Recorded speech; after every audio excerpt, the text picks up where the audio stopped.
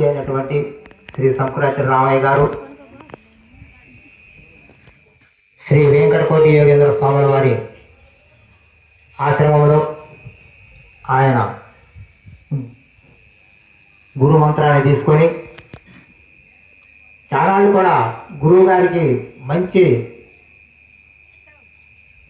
దగ్గరలో ఉండి స్వామివారి యొక్క ఆశయాలను అన్నింటినీ కూడా ఆయన పాటించి దేవుడి కన్నా ఎక్కువగా మనమందరం కూడా మన ఇంట్లో మన మందిరంలో వెంకటేశ్వర స్వామి, విఘ్నేశ్వర స్వామి ఇవి పెట్టుకుంటాం. ఆయన మాత్రం గురువు గారి పటం తప్పితే రెండోది పెట్టకూడదు. దేవుడి కంటే ఎక్కువ ఏంది ఆయన అంటే మీ ఇంట్లో ఇన్ని ఫోటోలు పెట్టుకోవాలంటే నాకు ఆయనే వెంకటేశ్వర స్వామి, నాకు ఆయనే వినాయకుడు, నాకు ఆయన అన్నీ ఆయనే అంటాడు ఆయన. కానీ నీకు తిరిగేలేదు అంట నేను. అట్లా ఆ గురుభక్తి ఆయనలో ప్రవేశించి ఆయన ముందుకు నడిపించింది. మరి ఆయనకి ఎప్పుడైనా ఆరోగ్యం బాగోలేకపోయినా స్వామి ఏం చేయాలన్నమాట అంటాడు. దీన్ని గురువుగారి దగ్గరకు ఆయన చెబుతుంది నీకు తిరుగు మంత్రం అంట. ఆయన పోతుంది అక్కడికి పోగానే ఎందుకు వచ్చావు అంటాడు. ఆరోగ్యం బాగోలేదంట. బాగోకపోతే నా రోజు ఇక్కడే ఉండు అదే పోతే అంటాడు.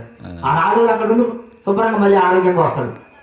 అలా ఆయన మరి అంతా కూడా ఆయన జీవితాన్ని గడుపుకుంటూ మరి వాళ్ళ దైవ సన్నిధికి వెళ్ళి ఇప్పుడు ఎన్నో సంవత్సరం అయినా 3వ సంవత్సరం, ఇది 3వ వార్షికోత్సవం చేస్తున్నారు. ఈ వార్షికోత్సవం గురువులకి తర్వాత గొప్పవాడికి గురు శిష్యుడు కూడా జరగడం, గురు బిడ్డలకు జరగడం అనేది పూర్వజన్మ సుకృతం ఉంటేనే. పూర్వజన్మ సుకృతం లేకపోతే జరగవు. కోట్లు సంపాదించిన వాళ్ళు ఉన్నారు. ఇప్పుడు మన గురు బిడ్డల్లో లక్షాధికారులు ఉండరు, కోట్లాధిపతులు కూడా ఉండరు. ఈ నాయన గారి దగ్గర గురు మంత్రం తీసుకున్న వాళ్ళు చాలా మంది ఉండరు. ఇవాళ కోట్లకు తీరిన వాళ్ళు ఉండరు, లక్షల వాళ్ళు ఉండరు. ఎవరికి కూడా 1 సంవత్సరం 2 సంవత్సరాలు చేసి మానుకున్నారు వాళ్ళు చేయలేక, డబ్బు లేక కాదు, చేయలేక. నేను చెప్పిన మీకు ఎంతో ఖర్చు కాదు దీన్ని చేస్తే, మేము ఉంటాం మీ వెనకాల. రోజుకు 10 రూపాయలు డబ్బాలు వేయండి, సంవత్సరం తర్వాత ఆ ఉండదే తీయండి, సరిపెడదామన్నా నేను.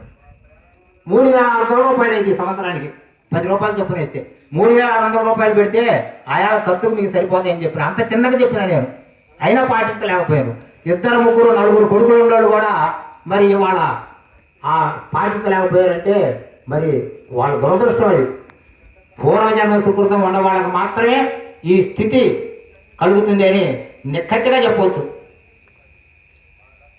ఎరా మీ నాన్న సంకురాత్రి లచ్చయ్య గారు ఆయన గురువుని చేద్దాం అనుకున్న పిన్నెలకి,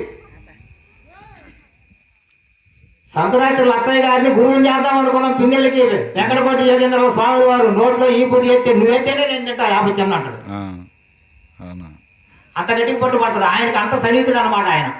ఒకసారి అక్కడ ఆవుగా ఇది మేకలకాయ పోతే గుద్దలో పడ్డాడంట. జై గురుదేవ అన్నాడంట. అనగా ఏమైతే చేయి పట్టుకొని బయటకు పుంజినట్ట, కంపలో పడ్డాడు. తెల్లారిపోయినట్ట, గురువేశ్వరం దగ్గరకు పోయినట్ట. పోతే ఆయన అన్నట్ట, ఏమయ్యా గుంతలో రూపు పడితే అక్కడ నందు కూడా పడేసేవాడు కదా అన్నట్టు. నేను నిన్న గుంతలో పడే సంగతి మీకేం తెలుసు అండి అన్నాడు.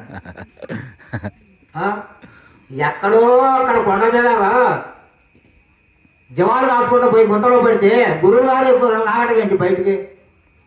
మరి అంత మహత్యం ఉన్నటువంటి గురువు గారిని మరి ఆయన సేవించినా కానీ మరి ఆయన కొడుకులు 1 సంవత్సరం చేశారు ఆరాధన, మరి తర్వాత చేయలేకపోతారు.